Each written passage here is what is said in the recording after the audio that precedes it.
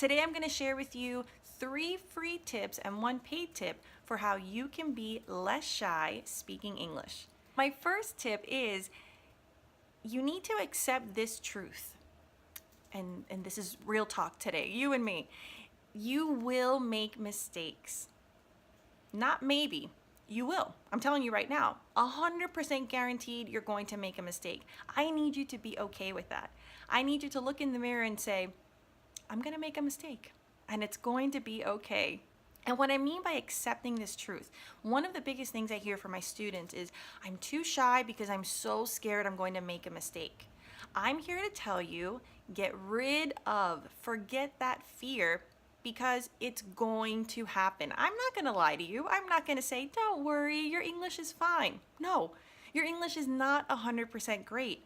Nobody's is. And that's okay. You can't be afraid of something that you know is going to happen. That fear is based on uncertainty. That fear is based on, I might make mistakes, I'm scared to. You're going to. So we're going to forget that fear. So that's tip number 1. Really accept that you're going to make mistakes and that it's okay. Some people might do well by just saying it in their heads, internalizing it. I personally like to look in a mirror. I like to see myself telling myself to be more confident. So whatever method works for you. Okay, so step number 1, now that you have overcome your fear because you have accepted that mistakes are inevitable, it means they will happen. Step number 2 is to use verbal pauses in English. And what that means is words like well. And I'm specifying in English because what I hear from my students when they're thinking, they tend to use verbal pauses in their native language. Like if they're telling me, oh, I went to the store and allora, I ran into my cousin. Oh, I'm like, wait, allora is Italian.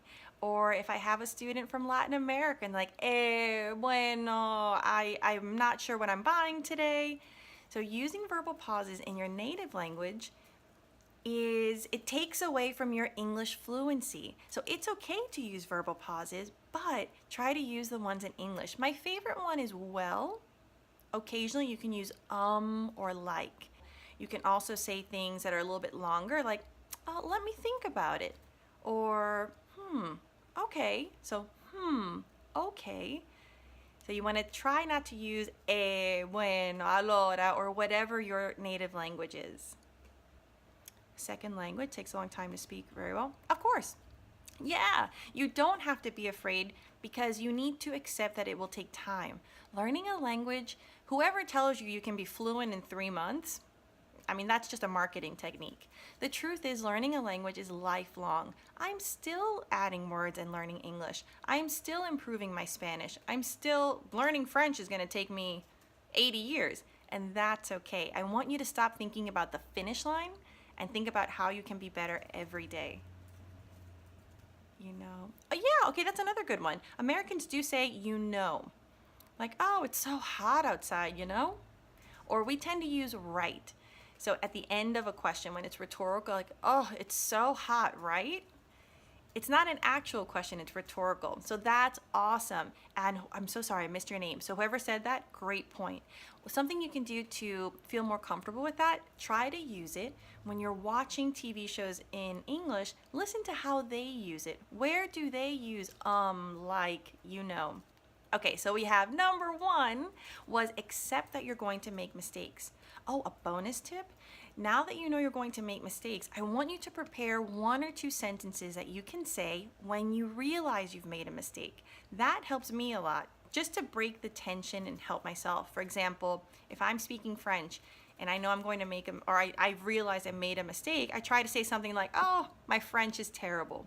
But I say it, in a really casual way. And when I've actually used it. And when I have, because I'm smiling and I'm kind of being accepting of myself, the other person tends to laugh and say, oh, it's okay. So that really helps build my confidence. So I want you to accept you're going to make mistakes, plan for it. Plan 1 or 2 sentences, for example, oh, my English is not that great, or I'm trying, sorry if I made any mistakes. So those are 2 sentences you can use just to have prepared that you can confidently use when you know you've made a mistake. It helps break the tension and it helps make the other person more accepting. Step number 2 was to use English verbal pauses. So the first instinct, people tend to use their native language. Like, oh, allora, it's so hot outside. No, that's Italian.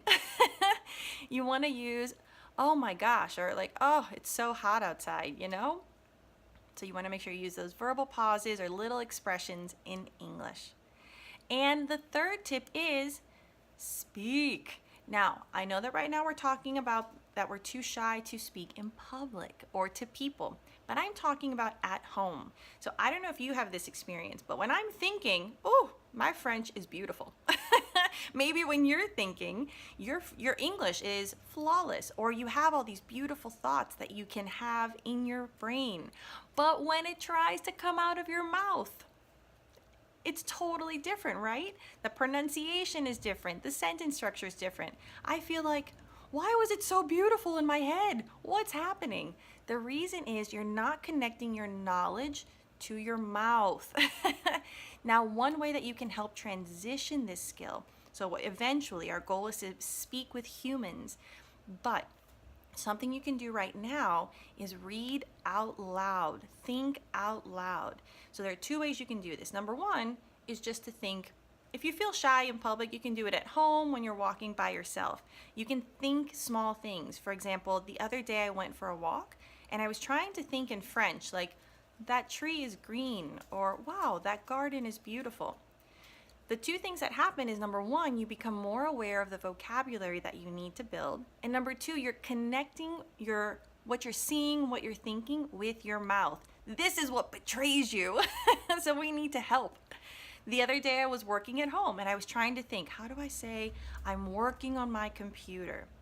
And again, say it out loud. So that's one way. You can just narrate, talk about your daily things to yourself out loud. The second way is read an article, and not the whole thing. Just take 1 minute, set the timer, 1 minute, and read a paragraph or as much of an article as you can in English out loud. If you really want it to be good, and if you have time, I recommend read it first to yourself. So read it silently. The first time you read something, you're actually digesting the information. So it's very difficult to be fluid. The second time, read it out loud. Now that you know what you're reading, your brain can make sense of rhythm, of intonation. You can focus on the verbal skills.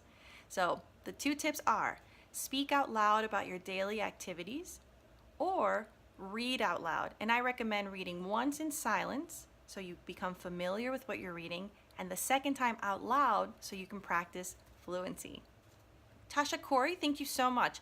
That's a big one. Even with writing, it can feel like maybe you're shy to write in the comments, right? It can be intimidating. So I've noticed what I started doing is commenting on Instagram posts in French.